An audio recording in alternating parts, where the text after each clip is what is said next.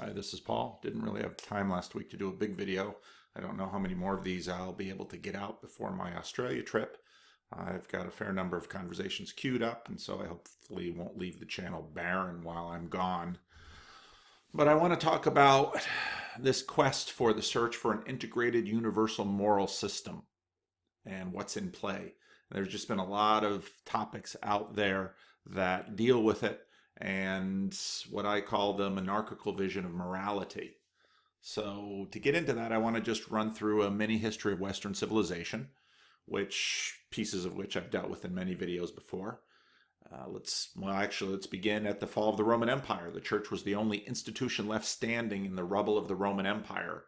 And the church, in the process of conquering the Roman Empire, had integrated Greek philosophy with Greek philosophical thought with Hebraic biblical narrative.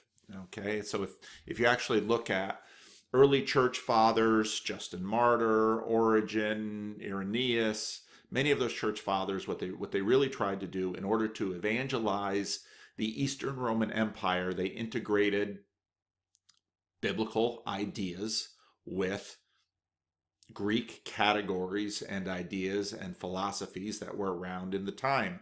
Platonism, Middle Platonism, Augustine obviously with Neoplatonism and Plotinus, all of this stuff got integrated and brought together within the church. This process goes all the way through Aquinas, who uses Aristotle.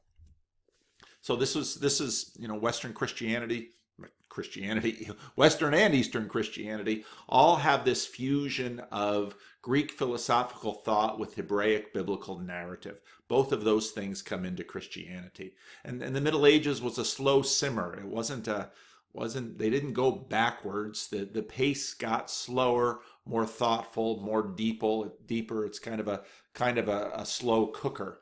So from Aquinas to the Renaissance, the project reaches its climax. And as I've mentioned in past videos, I'm getting this from Philip Carey's Philosophy and Religion in the West, that great courses series that you can find on Audible. You have this great regard for texts. Truth comes through texts.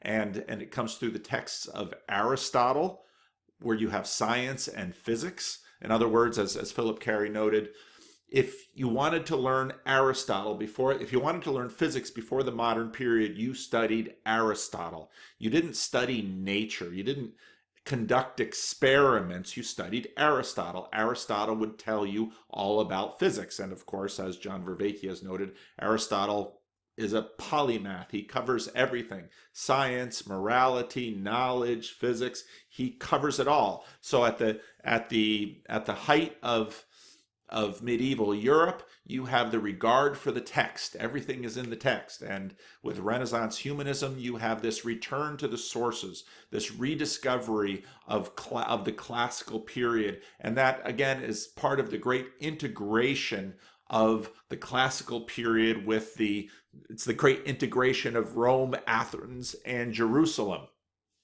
So Aristotle for science and physics, and the Bible for morality and narrative.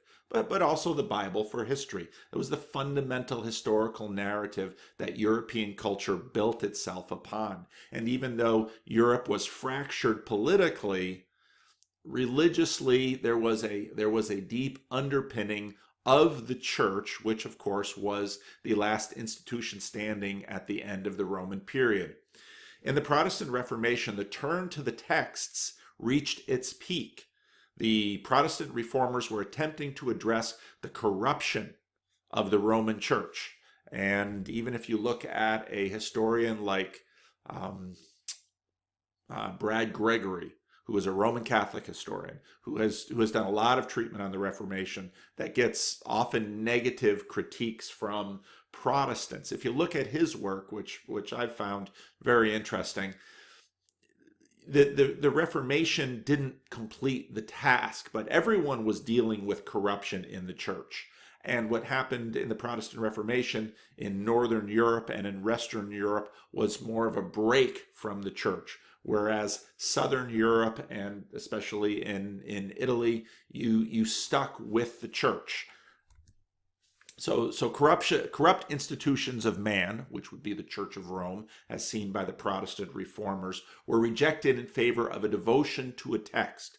In other words, the text of the Bible runs up to the top of the hierarchy in the Reformation above the institutions of the church, which meant the fragmentation of institutional churches in the Protestant Reformation. And again, that makes sense. If the top of your hierarchy is the institution of the church, as in the Roman Catholic Church, all the way being personified and identified all the way into the Pope himself, a real personality, well, there is your unity. And you can have diversity under your unity. And that's what the Roman Catholic Church has been doing ever since. What happens in the Protestant church is that the text goes up to the top of the hierarchy and the institutions fracture and fragment. And so instead of trying to maintain institutional unity and belief diversity, which was what you have in the Roman Catholic Church, you express belief diversity in the Protestant realm through institutional plurality. You multiply the institutions. You have the confessional movement. Each institution embodies a confessional instant. Okay, that's the whole process of confessionality that happens in the early Reformational period. But the Protestant Reformation was a failure. It was a failure because the Reformation didn't conquer Rome, and Rome couldn't stop the Reformation. And so what you had was a sort of begrudging truce at the end of the Protestant Catholic wars. Neither could kill the other. So the theological wars and the physical wars ground down to a begrudging truce, and that truce has continued in the church today. But what happens in that process is that the story verse, this layer, so you had an institutional church which you could recognize and lay your hands on. You had a person which embodied the institutional church, as in the Pope, that was a life, that was a physical human being living and breathing. Well, sometimes you had more than one Pope, but they brought it together down to one Pope. And you had to do that because you had to maintain the discipline of a hierarchy. Well, what happens is that the story verse, the thing that texts contain, gets problematized because the Rome couldn't defeat the Reformation couldn't defeat Rome, and so the skepticism comes in terms of our ability to use texts to resolve plurality, to resolve doubt, to resolve division between us. That Luther starts the Reformation hoping that around the text the church can now finally agree. What happens in Luther's wake is the failure of Luther's project, in that we can't all agree on the text. So in other words, you have confessional communities develop. My denomination, for example, is a confessional community. Our confessions are the three creeds, the Apostles' Creed, the Nicene Creed, the Athanasian Creed, and then what we call in our denomination the three forms of unity. The Heidelberg Catechism, the Belgic Confession, and the Canons of Dort. Those are our texts. And the idea is to be a minister in the Christian Reformed Church, you have to subscribe to these texts. In other words, the story verse, actually, it's an early modern approach to knowledge in some ways, but the story verse is that which binds the community, not the institution. And so if the story verse fragments, institutions fragment. So philosophers and critics look for a new way forward, because part of what human beings are always trying to do are stop these horrible divisions between us that cause so much strife and violence and death and war and all of the problems that we face. And you see that all the way back to the Genesis story, where the first thing out of Adam's mouth after the Lord confronts him on eating the fruit of the tree is, "It was that woman that you gave me," right out of the block. So philosophers and critics look for a new way forward, since the theological and religious institutions have reached an impasse. Maybe there is something beyond the text that can guide us into certainty, and what's even more important from certainty, unity. Something that can finally bring us together and heal the divisions between us. So then you have the beginning of Descartes and modern philosophy, to turn to two non-textual sources of knowledge, which are reason, which is in many ways the heavens or math, and empiricism, which is the earth, this space for objects. And so then at this point in the early modern period, science is a turning away from Aristotle's physics and an exploration of the physical world. There's gravity. Things drop. There are properties here in this object.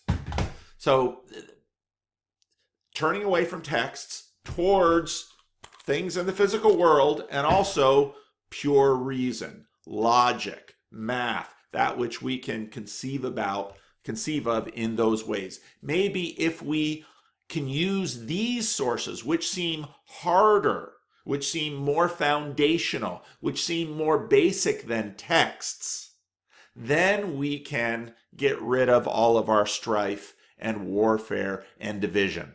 And in fact, that project, the hope of that project, is really what modernity is about. Through reason and empiricism, we can now basically drive error from the field.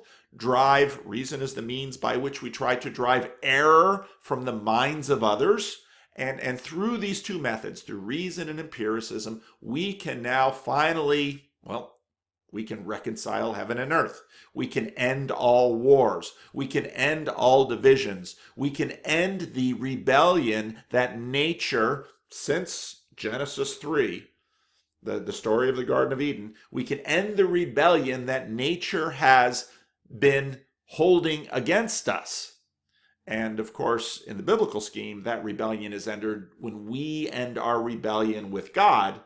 But the hope of modernity is to end the rebellion of nature against us and end the divisions between human beings without actually having to deal with God. And in many ways, the easiest way to handle that is to have God go away, or have God become private and personal and non-objective.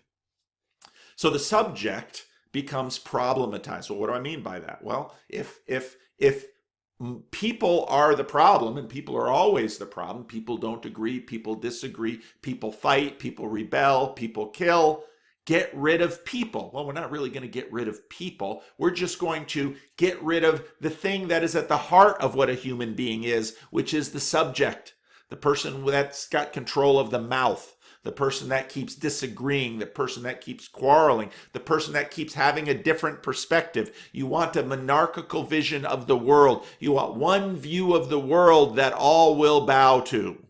Sounds quite a bit like Sauron. In order to keep the objective, the subjective must be hidden or suppressed. And this is, again, an ongoing theme we see in human civilization. It's the view from nowhere. And because we can't achieve this, what we do is we scale over time and we scale over viewpoints. Well, this seems true for me, and if maybe using reason and demonstration, I can prove that it's true for me and you, and me and you and you and you, and me and you and you and you and you and you, and not just for today, but today and tomorrow. We not only have object permanence, but we have thought permanence. We'll continue to agree on this today and tomorrow, and the next day and the next day. We'll have covenants together. We'll have agreements together. There'll be accountability. And right away, you can see Jordan Peterson's Piaget equilibrated state that goes out over time and goes out amongst people. That's how we can try to get a reasonable facsimile of the monarchical vision. If enough of us can agree, well, then suddenly we get the crowd dynamics of social knowledge, of sociology of knowledge, where, well, if all the elephants are agreeing, then the riders feel comfortable, and then maybe we can have finally one herd all moving in the same direction and end these counterproductive strife and wars. And because we can't actually achieve the monarchical vision because of the multiplicity of individual consciousness, Well, maybe we can get as close as possible to it by creating large groups. We can all share one vision. All right. Now, God has been, let's be agnostic about God. God has been an enormously useful imaginative platform by which we could see through him, not see through him, but through his eyes into the monarchical vision. That's essentially what Descartes does. God wouldn't let us be fooled, so therefore we have true knowledge. And this maintained itself while Christianity continued to have hold on us, continued to have purchase in the culture. So God was enormously useful, and this makes sense of all of the rearguard actions we see in philosophy and theology all the way into the 19th and 20th centuries with guys like Rudolf Bultmann really trying to keep Christianity alive. Karl Barth, many of these other theologians, philosophers, Kant, trying to, in a sense, keep this monarchical vision alive because it's just simply so useful for building communities and institutions that actually allow us to be productive in the world. But now, theological wars and the loss of authority of texts cast doubt on the enterprise. God is dead, is the cry in the streets. And Nietzsche notes, well, what are we going to do without him? He was incredibly useful. Well, we need to replace him. But now you run into Jordan Peterson's question. Can you really write a fairy tale? We say, sure, we write fairy tales all the time. But here's the thing.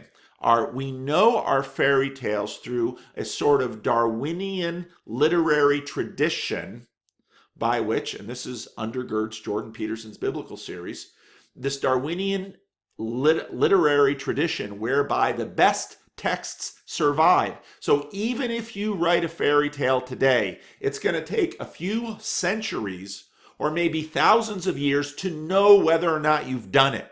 Now you've just written a story. You haven't written a fairy tale because a fairy tale is not defined in the story itself, just like in Jordan Peterson and Sam Harris's conversations about the glass of Elton John. You can't look into the story and say, it's a fairy tale. You can feel the fairy tale-ness of it, but you need to run the test through multiple different cultures, through multiple different people, because again, this is how the monarchical vision, we arrive at our facsimile of the monarchical vision. It needs to endure through decades and hundreds and maybe even thousands of years in order for us to say, there it is, a fairy tale. But we also have the problem of skepticism with texts now, because texts are in fact the conveyors of this, or at least have been. We'll see if YouTube survives. YouTube is another conveyor of this. But texts have been the conveyors of this. So right away, you've got a problem with the story tales are embedded in text, and we've already suspicious of text. We're already suspicious of the story verse, so we're a little adrift. So we're looking to somehow establish a science, because we're really excited about science and what that's been able to demonstrate and help us with. We want a scientific morality, a way to tell us how to live, not just in a space for objects, but in a forum for action. And this is where we have Jordan Peterson's fork in the road. This is where he begins Maps of Meaning. The world is best conceived of a space for objects, ontology. Materiality is foundational.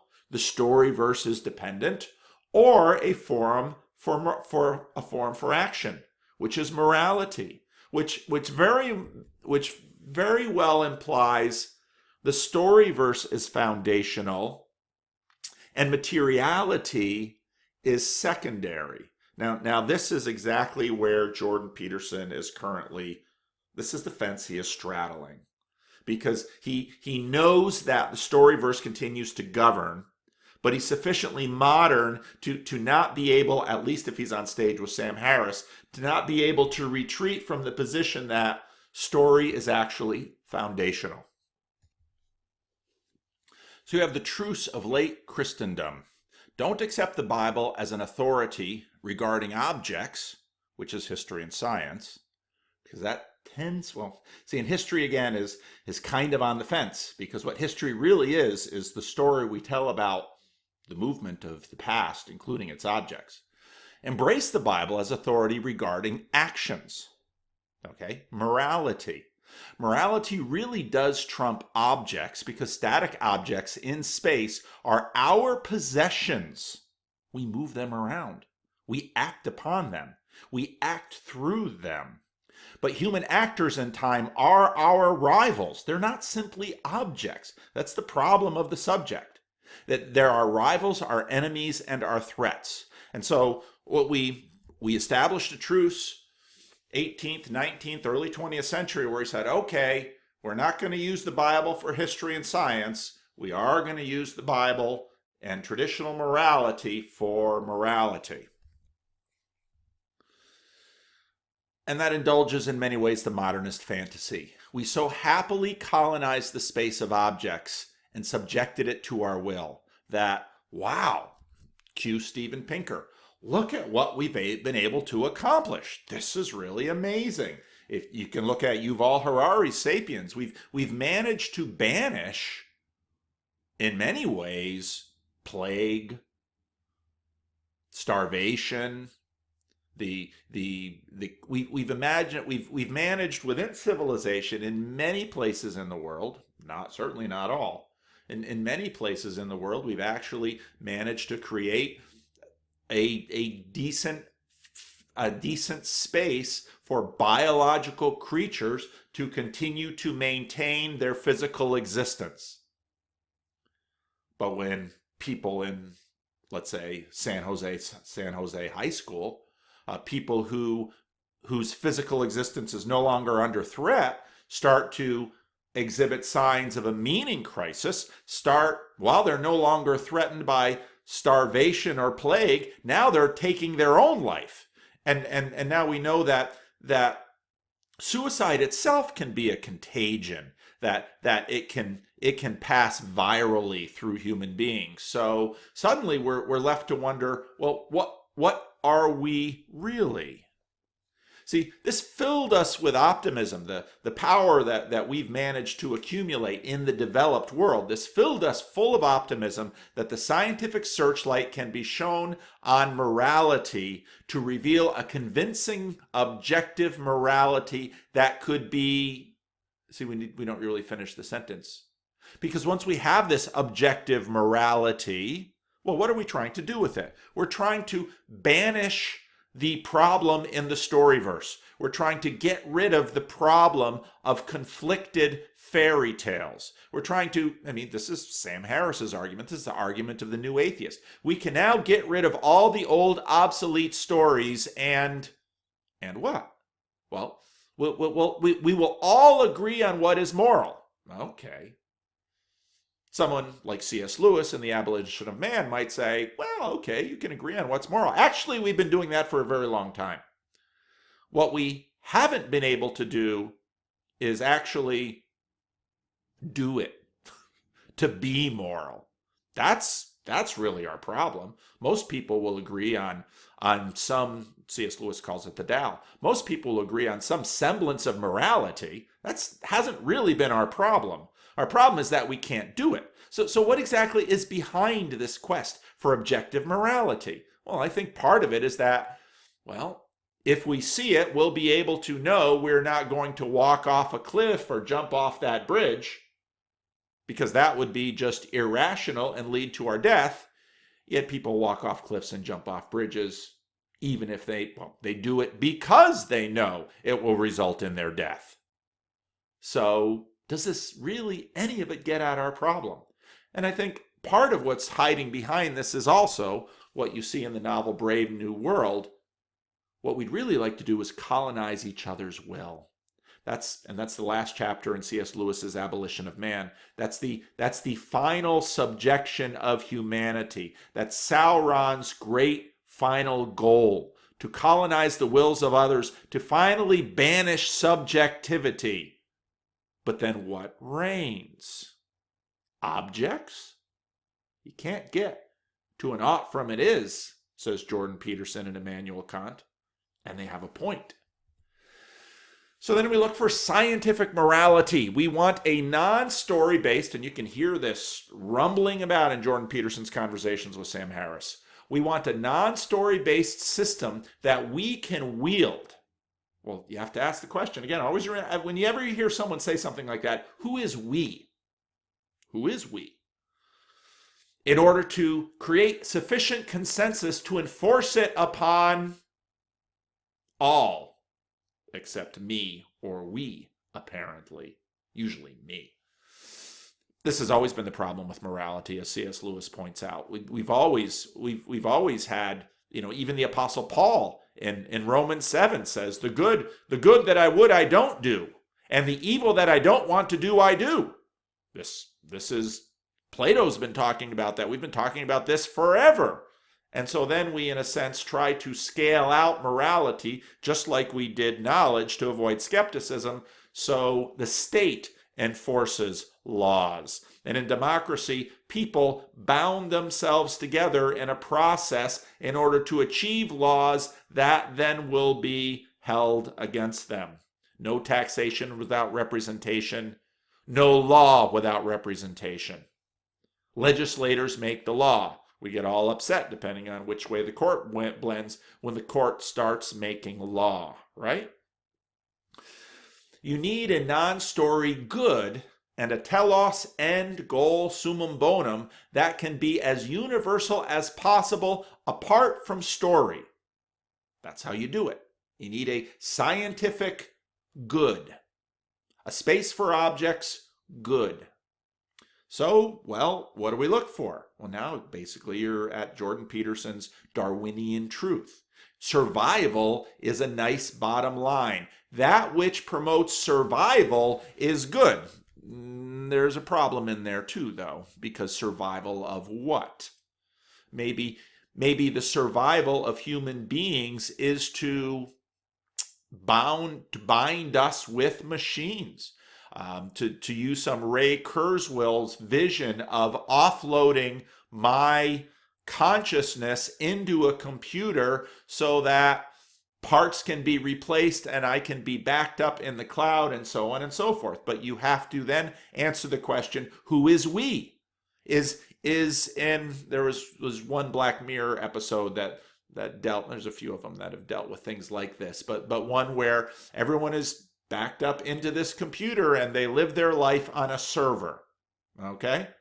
Well, is that us? Well, what is us? What is a human being? We're going to get to that in a minute.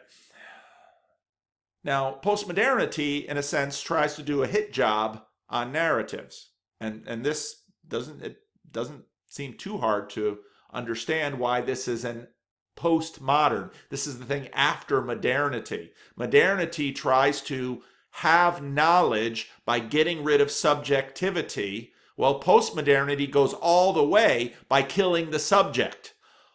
It's the hermeneutic of suspicion. All narratives are stories told by someone, suspicious we out there, who wants to do you in. All narratives are that way. Therefore, no narrative is permissible in the public sphere. Well, then suddenly what is permissible? This annihilates human beings, essentially, because this is what we are. We are stories. Human beings are actually best conceived as embodied stories going through time. The cells of my body change. I am a very different creature than I was when I was 5 years old, or 5 months old, or 5 weeks before my birth. I somehow lived even before my conception in the story of my family. I somehow live beyond the physical death of my body on YouTube, in the minds of my children and perhaps someday grandchildren, and all of this stuff. I go on living. What is me? Am I a body? Is in fact the material foundational and the story derivative? That's a really hard question to know. And in many ways, it's just a question of definition.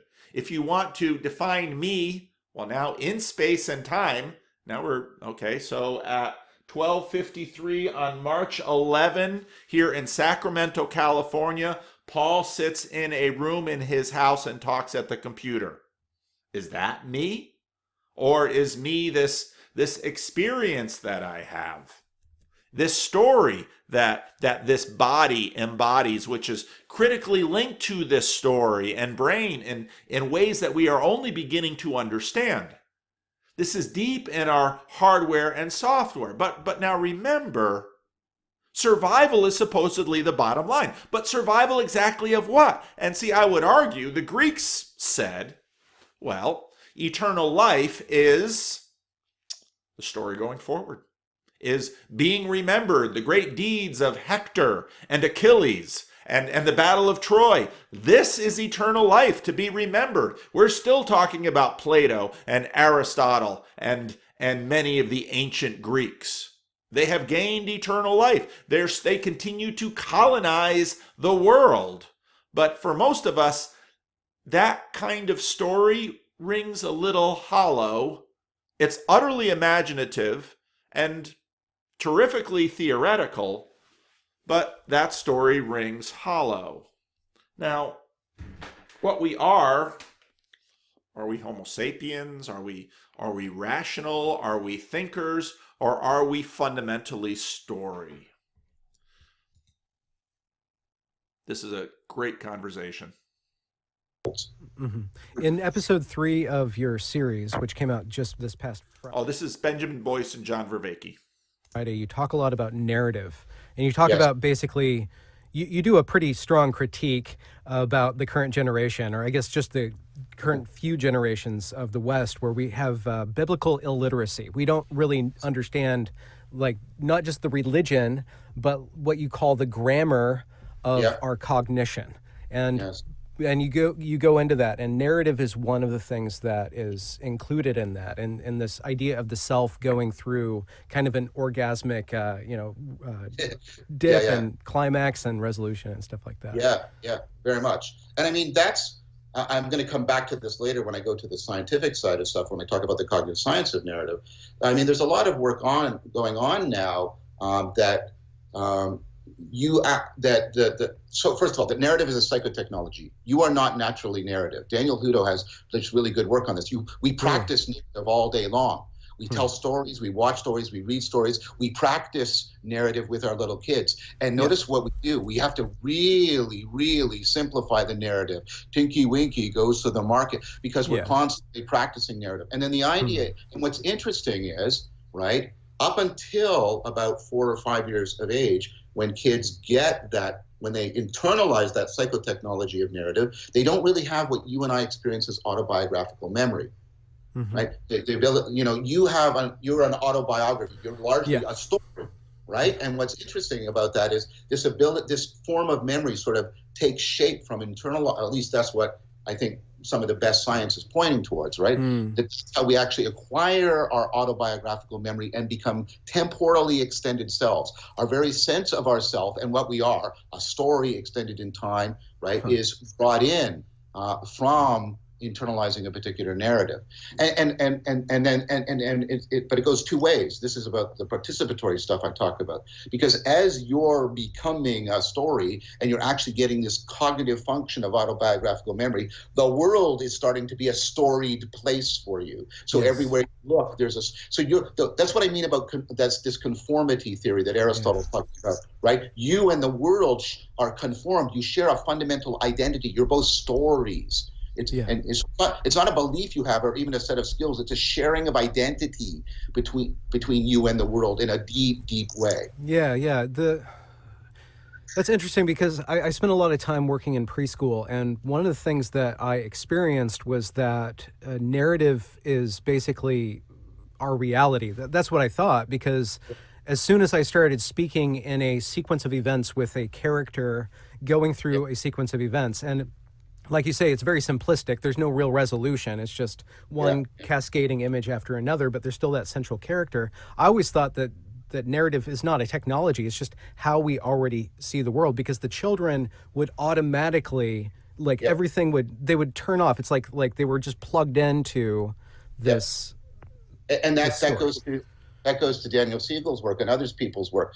So, the idea of psychological attachment, not the Buddhist notion. This is the attachment relation, the bond that forms between parental figures and young children. And it's absolutely necessary to our survival. If you don't have attachment, you're doomed, right? And so what's important is what in the parent predicts attachment. Well, one of the things that's very predictive of your ability to attach to your child and get your child attached to you is your skill with autobiography.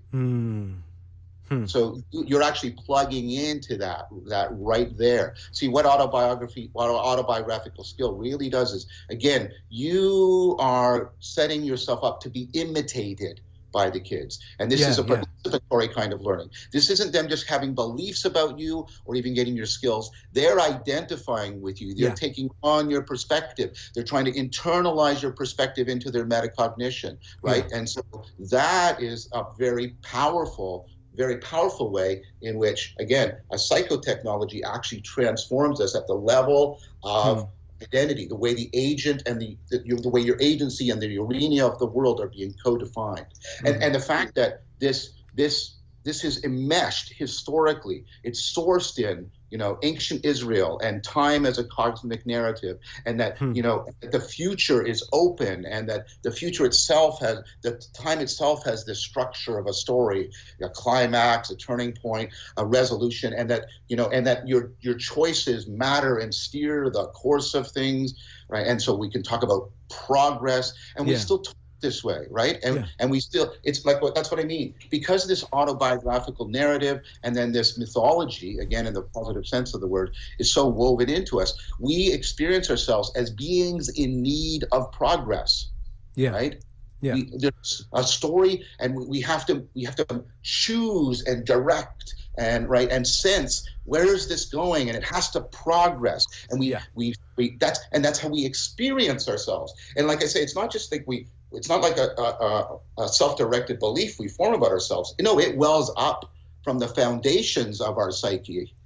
And is that particular to the West, or is that just a human thing? Okay, Did the West just articulate it in a particular way, or? Now notice he's asking the question: is this for all of us? Is this our whole species? Remember, this is the goal: to unite all of humanity. And in fact, to unite heaven and earth, but we can't see heaven and earth outside of the story, and that's where John Vervaeke goes into the axial age. So what's interesting is narrative, and this is Daniel Hutto's work. Narrative is the universal. We practice it everywhere because narrative is basically how you turn a biological human into a moral person. I mean, right there. It's a space. It's a forum for actions. Okay, that's narrative is dependent, or narrative is the platform. It's the substance of morality. All right, that's really important when we get to Jordan Peterson and Sam Harris talking. Narrative is the substance of morality. It is that which morality is made of. Now, critical to Sam Harris's work, he is trying to make morality without narrative. And you're not going to do it. Personhood. Or an actant, somebody who can actually do something because they can conceive of something as a sequence of events. Not only that, they can take moral responsibility for it, which is an additional thing beyond being just an intelligent agent, right? So I want to get both of those things in the sense of person, right? The collective competence and moral responsibility, the two together. Right? So, that's universal, and the practice of narrative is universal. But the idea that could then be extended to understand time, right? The way of understanding this axial idea that there's an illusory aspect to reality, or a decadent aspect of reality, and a transcendent or more real aspect of reality, and understanding that as this movement from, the captivity in a pre-axial empire like Egypt, and a movement to a promised land. And so and notice how many so-called secular ideologies are so utopic in way of understanding things. And it's the same thing. History, right? History has this grammar, and we figured it out. And this is how it should go. And exactly. Very much. Okay, watch the whole thing. The whole thing is the whole conversation is good. So morality is an aspect of the story system. The story system is foundational to morality itself. It's the entire system in which we conceive of morality. You can't have Luke Skywalker outside of Star Wars. You can't have Gandalf outside of Lord of the Rings. Morality is that dependent upon the story system and the autobiographical system. And this is why it scales up into principalities and powers. This is why morality seems to disappear if you are using the acid of postmodernity.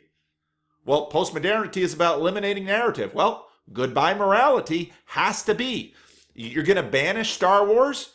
Luke Skywalker disappears. You're going to banish Lord of the Rings? Gandalf disappears. Morality is a function of the storyverse.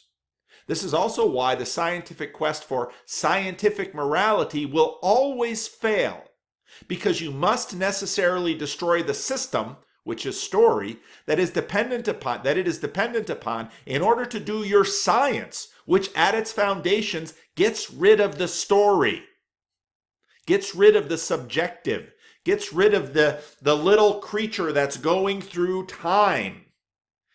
You're trying to have a monarchical vision where there's no subjectivity. And this is why trying to do a scientific morality keeps failing, because implicit in the scientific project is the elimination of the subjective, of the subject. To science is to de-storify, to de-subjectify. Now let's take a look at critical theory, intersectional feminism, what I call progressive liberationism. Neil Shenvi has,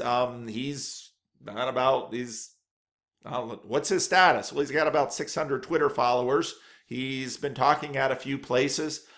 He has a nice blog post on Christianity and critical theory. Did I link to it? Yeah, I did. Okay, good. Well, let's just drop over there. What is critical theory and why should we care? Conflicts between critical theory and Christianity, critical theory in the church, advice for a dialogue. And it's a nicely done, I think it's a nicely done blog article about critical theory. Now, I got into this, of course, because I began noticing what I was calling progressive liberationism happening in the church. And what he does, and you're welcome to comment on his, I'll put the link to his website in the notes. He says that there are these 6 premises to critical theory. Our individual identity, who we are as individuals, is inseparable from our group identity. Now, there's a lot of, inseparable is too strong. Connected to is certainly there, because as Jordan Peterson mentions, we are not only part of one group. We are all part of multiple groups. I am a male. I have white skin, but I am Dutch white and Jewish white, not English white. But I'm also American, so I'm part of that group. And I'm 6'4" tall, so I'm part of the tall group. And I'm 55 years old, so I'm part of the 55-year-old group. And on and on and on and on. Right away, they've got a promise in premise 1, a problem in premise 1. Premise 2, oppressor groups subjugate oppressed groups through the exercise of hegemonic power. Premise 3, our fundamental moral duty is freeing groups from oppression. There's your ought. 4, lived experience is more important than objective evidence in understanding oppression. Because actually, oppression, I would argue, is a storyverse concept. You're not really going to conceive of oppression outside of story. Again, so all of this is dependent upon the storyverse. Oppressor groups hide their oppression under the guise of objectivity. Well, there's a lie, so they're hiding their oppression. Individuals at the intersection of different oppressed groups experience oppression in a unique way. So, see, and Jordan Peterson has pointed this out about intersectionality many times. Premise 6 and premise 1, well, there are actually issues all throughout these premises which are in fact being experienced, and we're seeing them playing out in the world today. But this is, I would argue, an attempt at objective morality. Why? Well, look at this. We have a group, so we're going to define it. A unique way, we're going to be able to define that. Oppressor groups subjugate. Well, you're going to have a problem with Storyverse because that's a very storied line. Our fundamental duty, that's our ought, our great ought. So I think by, and this is what we usually see, by taking language which is highly theoretical, we try to make it sound like science. But can this really become a science for us? Can this be, well, what's at heart of a lot of our scientific projects? It's the attempt to find a template that can be placed on every context. Again, that's speaking to this unifying dynamic, how we want to get rid of all human division. So we want to use words and categories that are universal. And so all of these terms are universalized: oppressor and oppressed, group, individual, lived experience, objectivity. This is all very sciencey, but how does it play out? So this is part 2 of Mark Nanya. My dyslexia gets in. Are you talking? This is part 2 of Mark Nana's. I guess that's how to say his name. Mark Nana's. He's been the one doing all the videos behind the hoax paper conspirators, Pluck Rose and Boghossian and James Lindsay, who I talked to a number of weeks ago. This video is very interesting because it illustrates all the problems built into what Neil Shenvi, I can't remember his name either, calls critical theory. The people who fought for our freedom were not cops or wealthy white city officials or gun-toting libertarians or glad-handing politicians looking to get our votes. They were hustlers, injection drug users, people who lived on the streets. They were black and brown. Notice how she's spinning a narrative. Notice how she's employing these science-y titles or group identities that are sort of social science-y in order to tell a story, in order to tell a very moral story. But notice how all of the different elements of these supposed groups fracture. Butches, queens, and trans women who do not have the option to decide that their struggles were just about gay rights. The people who fought for our freedom took care of each other, creating safe places to be themselves when the white gays, the white middle class assimilationist motherfucking gays. So it's the white gays against the gays of color. But of course, of color is a huge group because it's supposedly if you draw a Venn diagram, they're the non-whites. But of course, white, not white. I mean, yeah. Took over the movement later with their assimilationist goals, kicked them out because they wouldn't act grateful for the scraps given to them by the racist politicians, racist police forces, and racist housing policies. Yeah.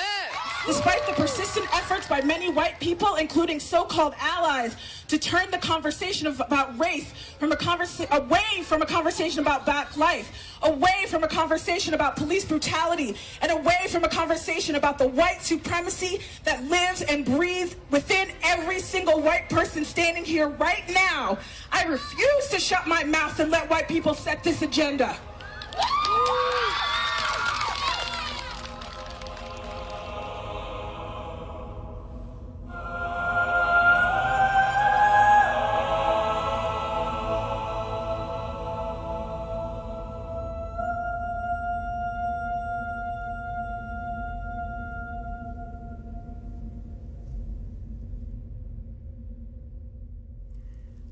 I was at this meeting and there was a particular faculty member who was instigating much of the tension around race at Evergreen.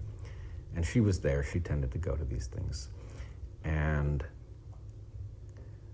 we were discussing the question, there were all of these allegations about white supremacy at Evergreen, and every so often somebody, sometimes it was me, sometimes it was somebody else, asked about, okay, where's this white supremacy? Can we see it? Can we evaluate it?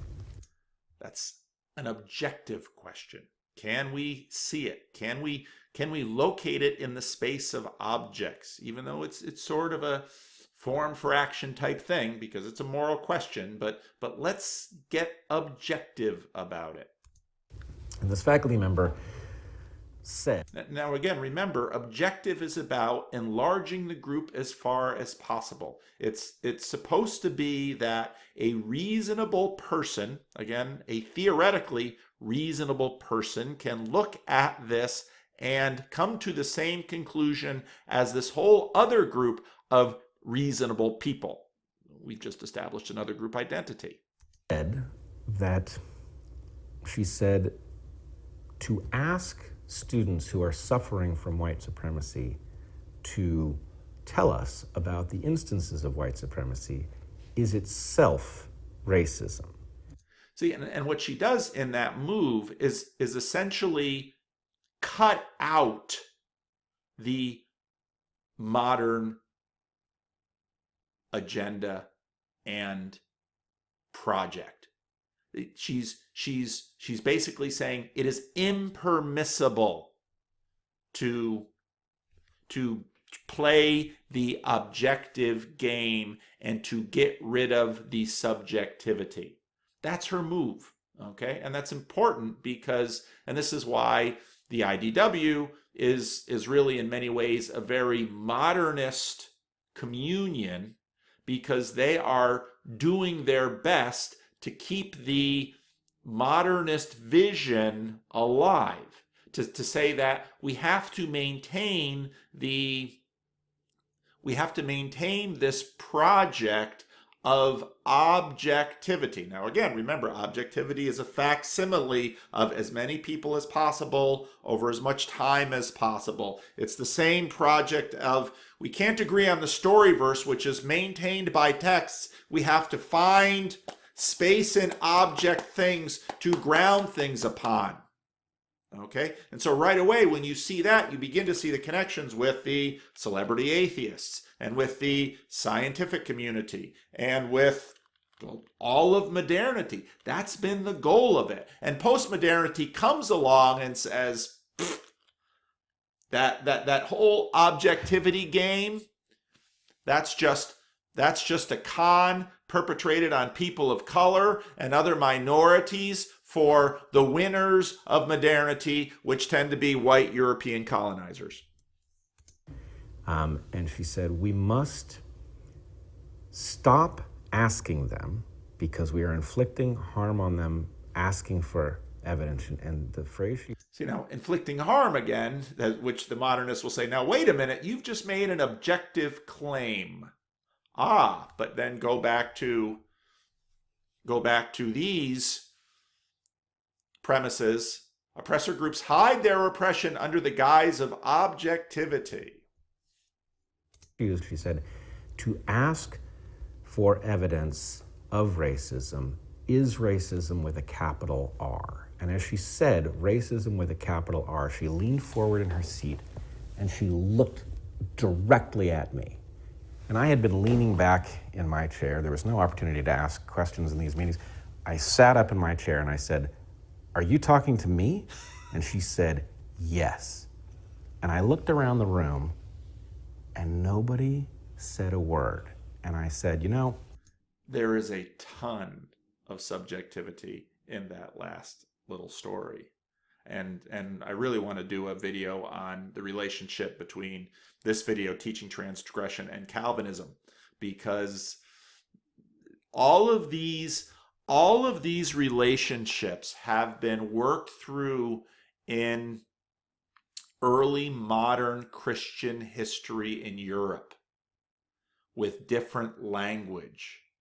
And in a sense, theology has played with all of these terms long before the critical theory people came across it. All these relationships. But that's not the focus of this video.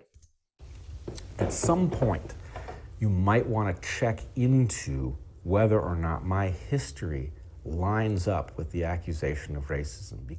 Objectivity.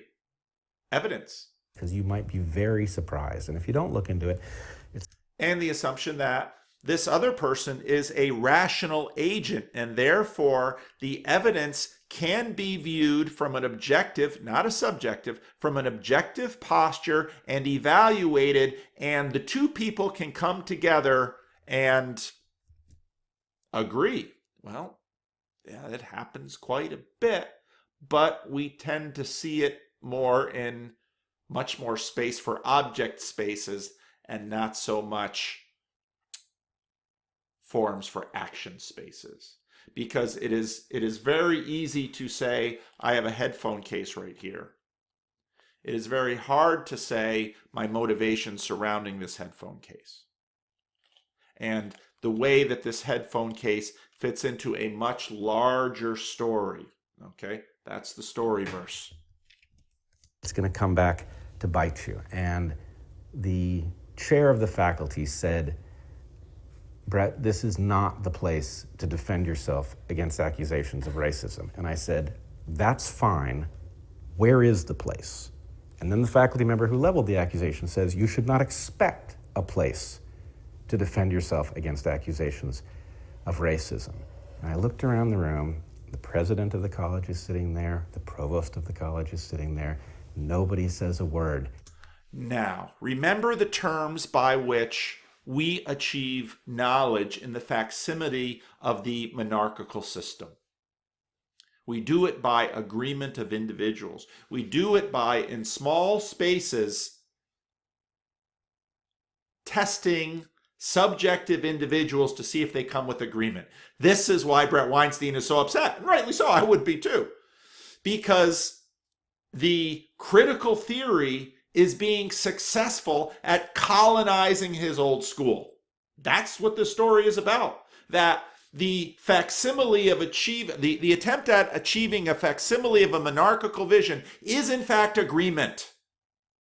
And what, well, this gets now to Jordan Peterson and Solzhenitsyn.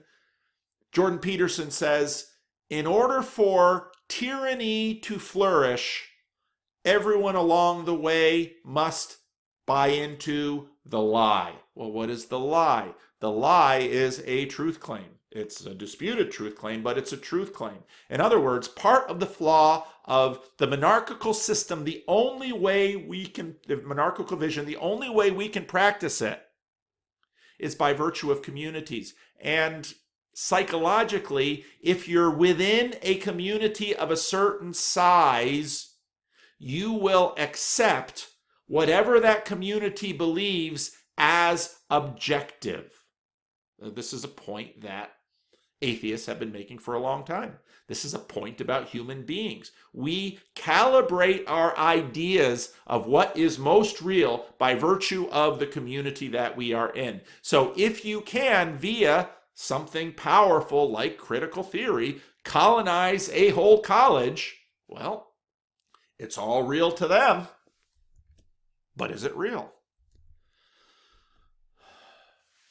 Now, it's always easier to bind a group if there's a perceived threat. And this is the power of critical theory. So the perceived threat is, well, white men. It's history. You can get a group together very quickly. And Adam, over from Think Club, has made this point again and again and again. The easiest way to get a group together is to find a unifying threat. The kinds of actions enabled by this tend to be reactive and prohibitive. We might not be able to agree on what is true, and listen to the beginning of that video I just played. We might see huge disagreements between white gay men and black straight women. In fact, I remember in Prop 8 in California, many blamed African American women for the defeat of gay marriage when it was put forward in California. They said it was black women who voted it down. Well, obviously lots of other people voted it down too, but what pollsters looked at was, well, they expected these black women who generally voted Democratic to vote yes on, well, I don't remember which way Prop 8 went. I think yes was actually no, and anyway, so on and so forth. But those black women that were assumed to have been, well, they're going to be allies of the same-sex marriage group, they should vote in favor of same-sex marriage, and they voted against. And so that was picked up in the papers. Well, why did they? Well, it's about perceived threats. It's more difficult to create a group to build something that will be generous towards outsiders. That's a much more difficult project. How can a group bind themselves together? How can all these individuals who are part of all these different groups, how can they actually be mobilized to do something productive? Again, look at, in a sense, the European Union. Well, they could all stand together in NATO against the threat of the Soviet Union, but can they actually hold together despite years of different languages, different cultures, so on and so forth, for perhaps the sake of economic prosperity? It's more difficult to create a group to build something that will be generous outside of the group of builders, generous towards others, generous towards the future. There has to be a viral, positive vision, and I would argue a story. It has to be an autobiographical story, overt or implied. There has to be a principality. There has to be a governing person. It's a personality. This is Jordan Peterson say it's conceived as always. A personality is the only realistic human vehicle to achieve that. I think that's true. Do you want to be a racist or a homophobe? That's what the United Methodist Church had to deal with. Are you going to lift up voices of people of color and people from non-colonizing nations such as the African bishops? Or are you going to lift up the gay, lesbian, bisexual, transgender groups? That's what the vote came down to. And the Africans won. Well, Africans are having a lot of babies. African Methodist churches are growing. American Methodist churches are declining.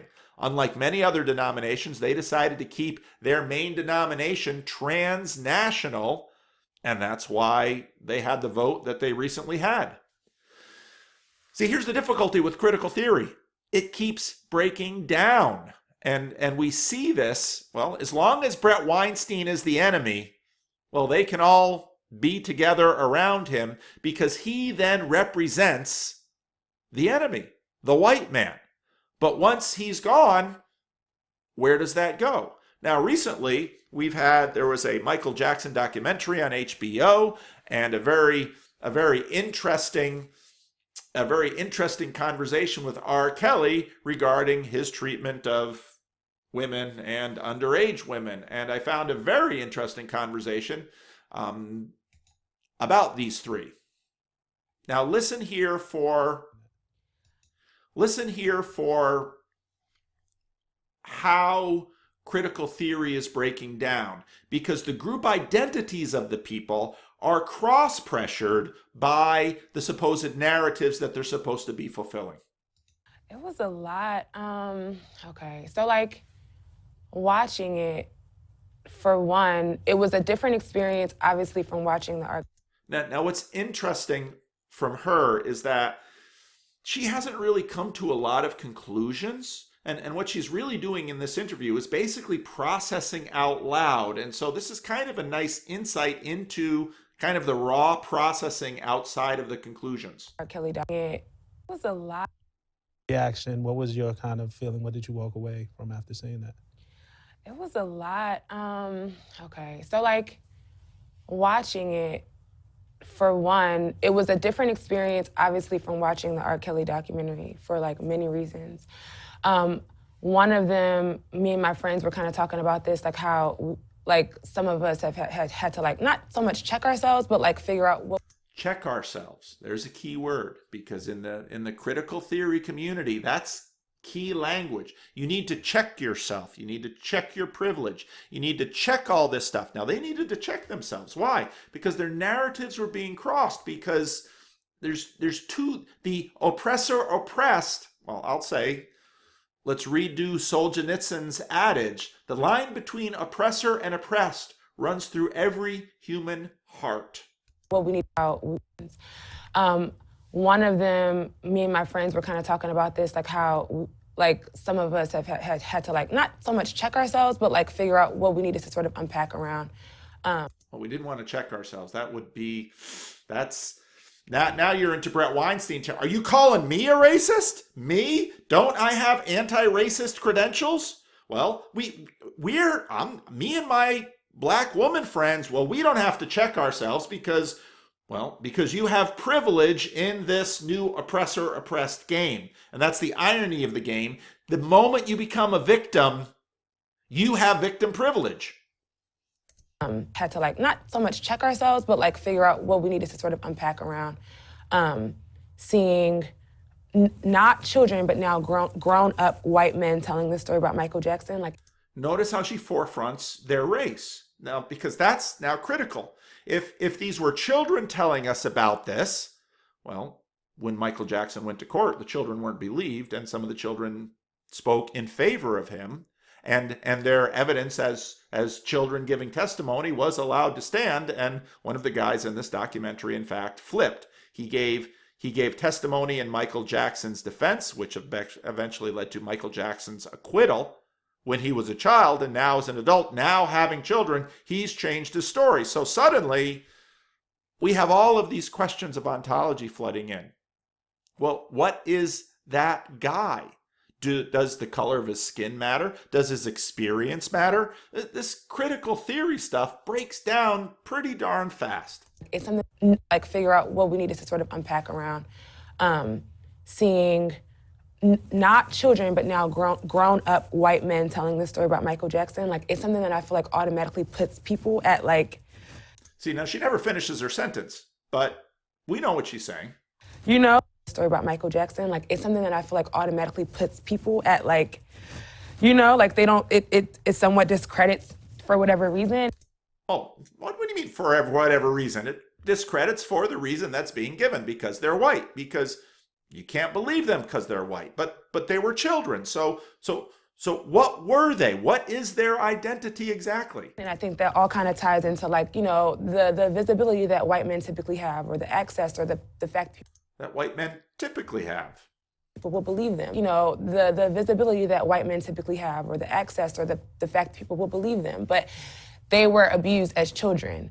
So that was what I was just like totally stuck on when, you know, there were moments when I believe it was Jimmy was talking about how he's a father now, and he has a son who was the same age as him, like when he was 7, and he was also being See, now we've got another identity marker. Now he's a father. Before he was a white man, then he was a child, now he's a father. What exactly is their group identity? Which identity is supposed to govern the moral mappings of the story? You know, allegedly abused by Michael Jackson, and just sort of like going back and having to like remember that all victims, survivors should be humanized. Well, now we have a rule in her moral landscape. All victims, well, we don't want to call them victims, so all survivors, see, she checked her language, should be humanized. Well, aren't they human to begin with? Well, we have to treat them as humans. Well, do we have to treat them as humans if they're white? Well, maybe we have to treat them, we can only treat them as humans if they're victims or survivors.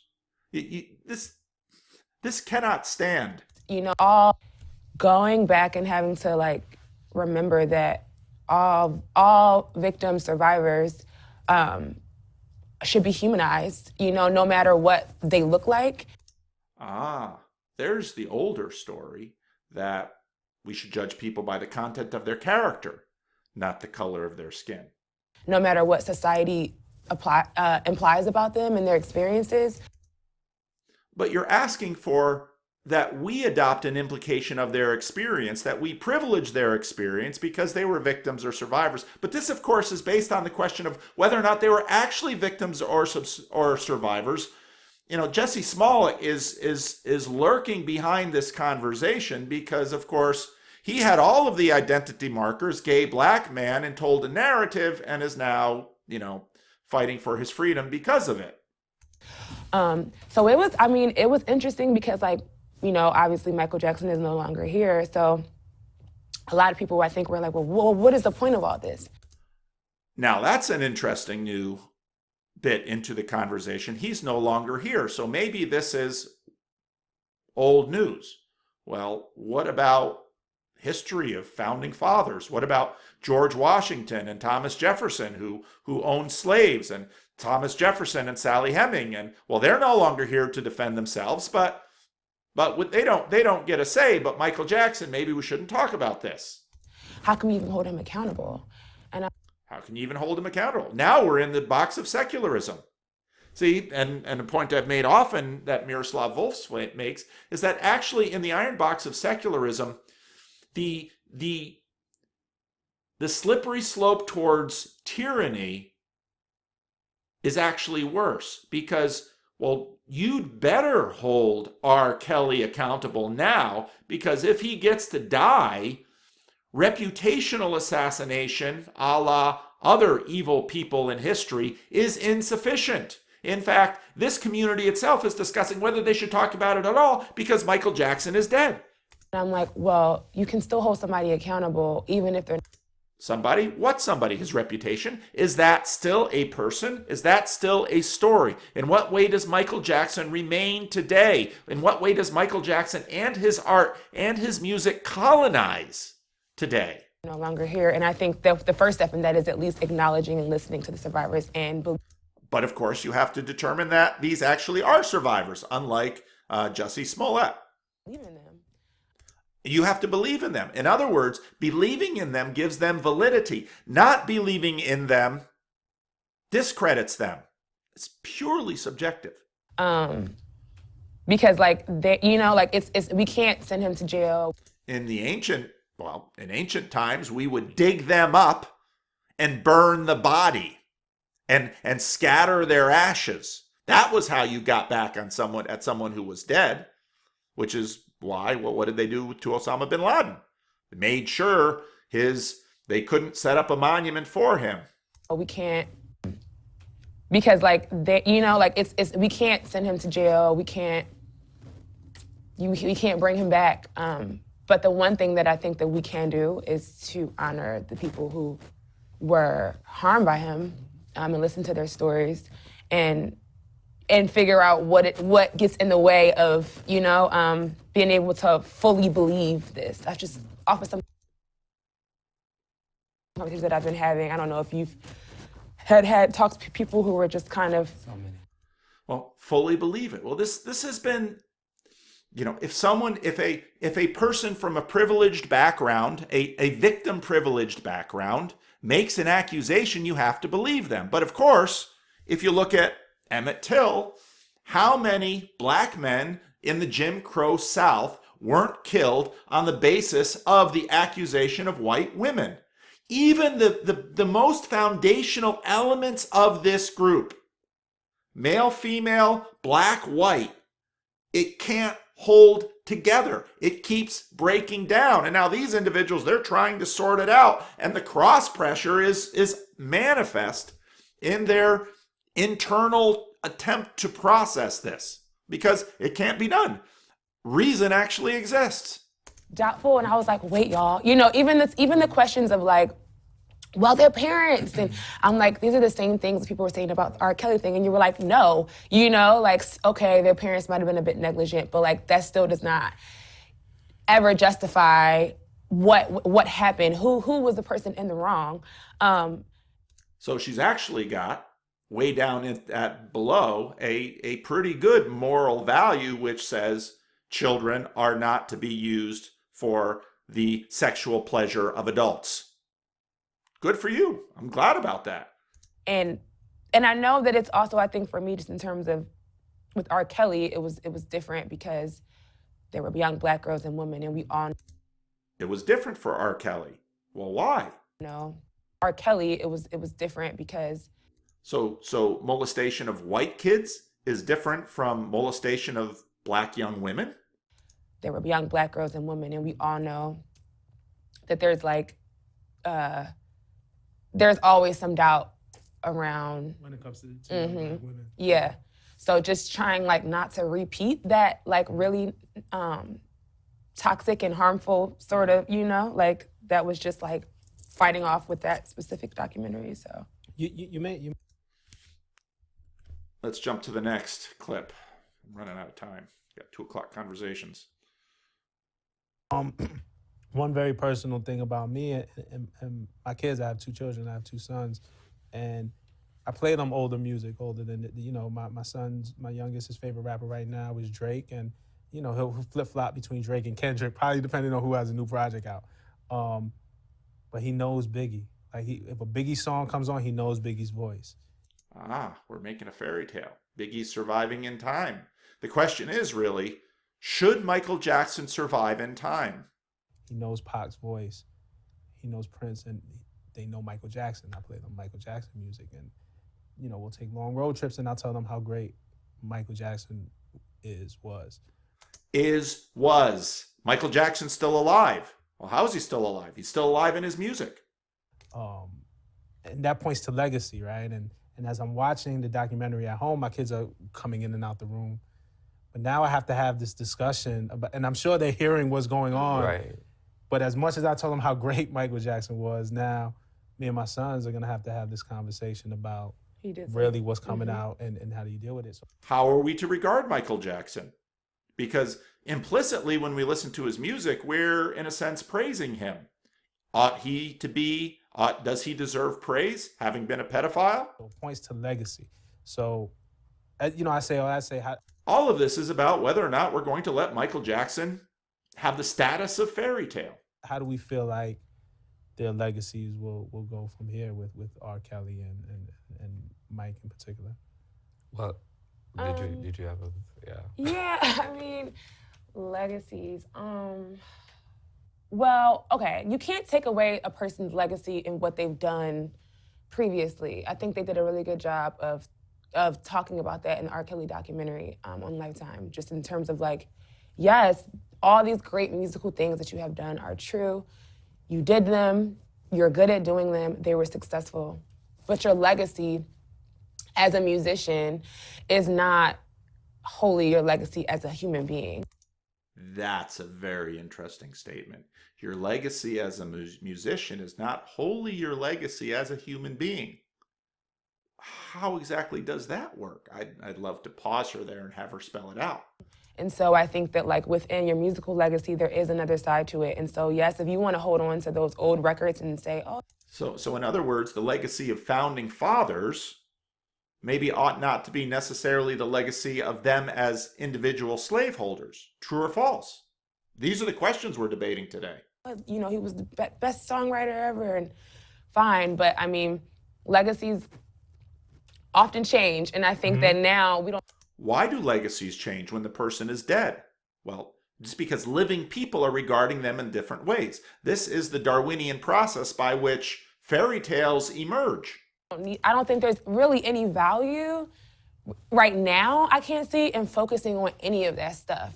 Because that stuff is like, that's the most obvious, that's the easiest go-to, it's the most visible wherever you are, it's easily accessible, it's, you know, it's in your face. So I think that like we need to be. I'm not exactly sure what she's talking there. I think she's talking about, if you're talking about Michael Jackson, don't go to the pedophile stuff. Well, why not? Well, maybe it's the other way. Well, if you're talking about Michael Jackson, don't go to the stardom stuff and the important stuff in history. He was one of the first musicians to break through on MTV, one of the first black musicians. Which stuff are we not to go to? Vigilant about having some input into this new legacy that is coming up, which is one that is totally marred by the realities of his abuse. How does the abuse alter the legacy of the music? R. Kelly towards girls and women. And for Michael Jackson, I think it's a bit more, it feels a bit more like, it feels bigger. Hierarchy. There's a hierarchy. Abusing children is worse than abusing women and girls. What? Abusing boys is worse than abusing women and girls? Is that your hierarchy?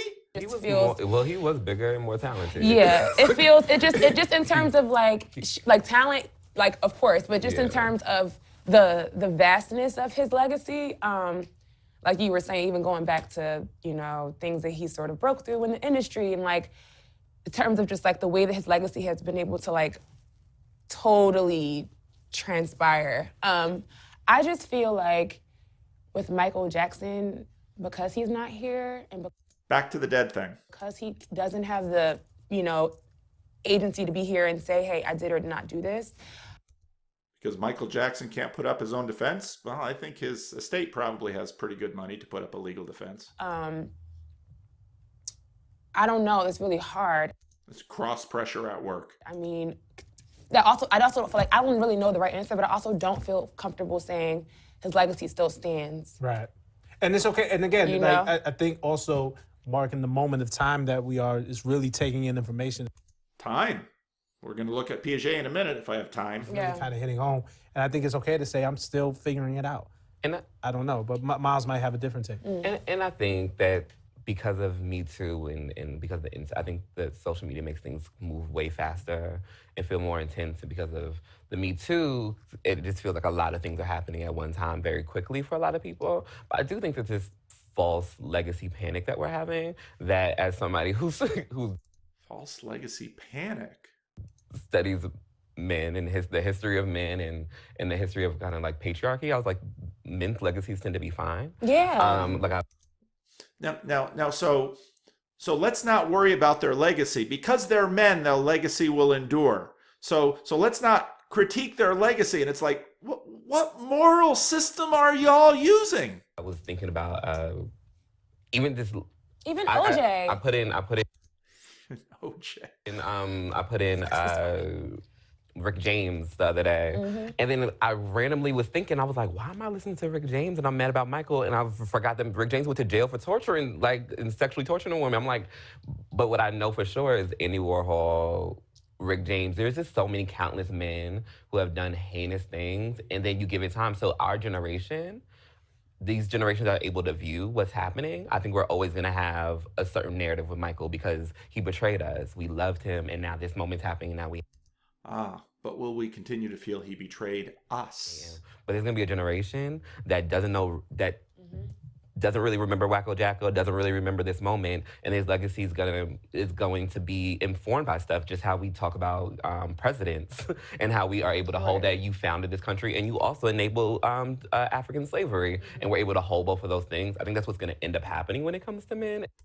Are you saying it's good that we hold both of those things? And I think this panic right now about legacy is really, I think that it's a little bit dramatic, and I think that also it kind of takes away the focus, which the focus should be on people who are being sexually abused and people who are survivors of sexual abuse, and how in this moment, even though Michael Jackson's dead, this is such a great moment to show people who have survived pedophilia, who survived sexual abuse, that hey, no matter who the person is, you should always feel safe with coming out, and you should always feel safe with telling your truth, no matter how much proof you do or do not have. No matter how much proof you do or do not have. Google John McWhorter. It was on CNN, so I don't want to post it because I'll probably get my whole video taken down. It was on CNN. John McWhorter's comments on Jussie Smollett. But what's the carrying cost of tyranny? Back to Vervaeke and Peterson. I'm running out of time. I got to keep moving. So Piaget had a proposition, and the proposition was this. You're the bully at the moment. Victor and I are having tea. And you want us to play a different game. You want us to play, I don't know, what do you want us to play? Pull the cat's tail. You're a bully, after all. And so we don't want to play pull the cat's tail. And so what do you have to do?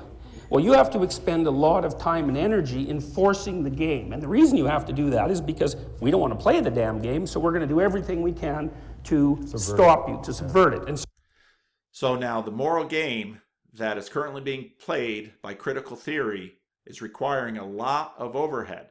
then you have to ask the question, which gets right back down to the Jordan Peterson stuff of what games are we bent towards playing biologically? Very old games that have no carrying costs because they're all built into us. So what that means is that you're going to, and we're going to expend a tremendous amount of energy in a pursuit where we could have picked a pursuit where there was virtually no energy spent or resources.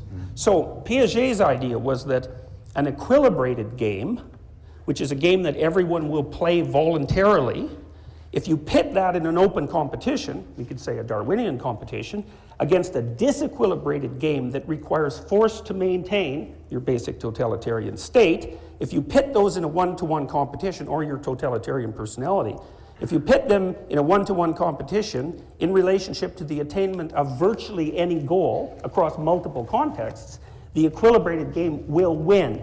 And that's why it's better. And there's other reasons too. It's better because it isn't only a solution to a problem that's posed in one place.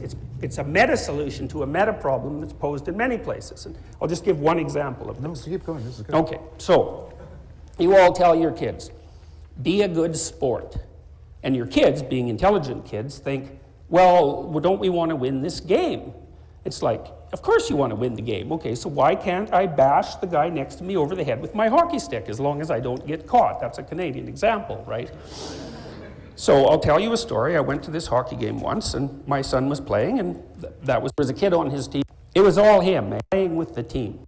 Team lost, and then A lot of you have heard this story before. I was up to him, cursing the God. You know, he was truly an idiot, and a pathological one at that. And he was really destroying his child's soul.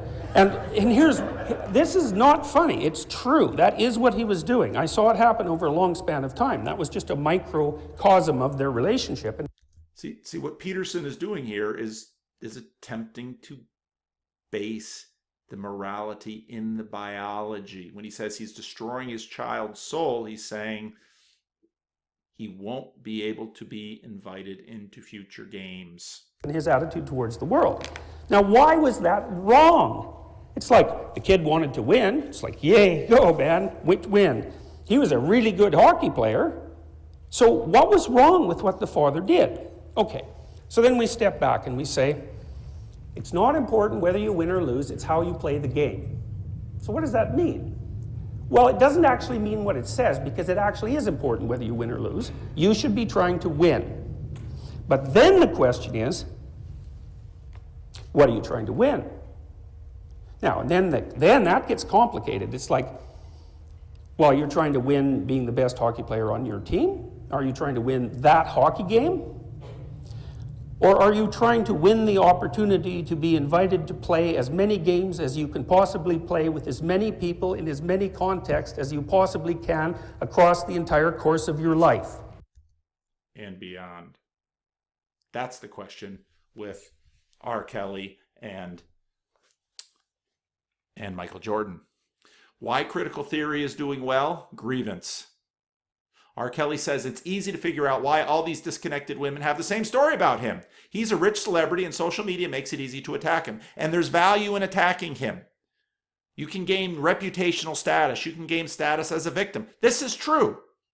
We see the opportunity. We see opportunity when we look around. We say, ooh, there's a chance for me to get attention. There's a chance for me to make money. There's a chance for me to gain a lawsuit. R. Kelly makes a good point.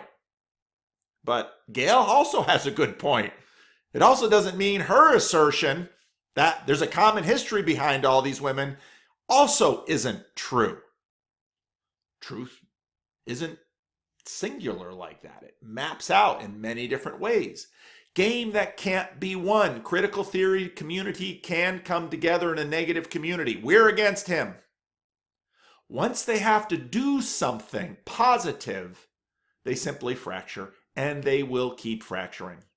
There must be a unifying story. Postmodernity can't win amongst human beings because it isn't simply how human beings are wired. It is, in fact, a product of grievance. This is how individuals create or manifest a principality.